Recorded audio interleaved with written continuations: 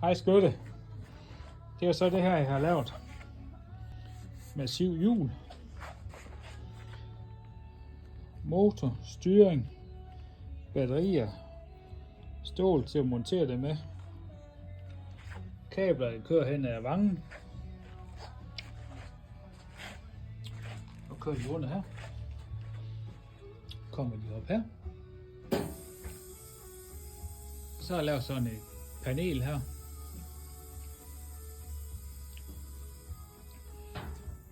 Med håndtag.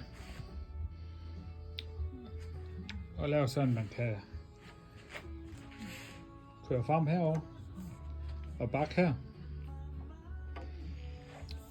Og lave sådan, man tænder vognen her. Så er den tændt 30 minutter vognen og går automatisk ud. Og skal man køre med den igen, så trykker man der.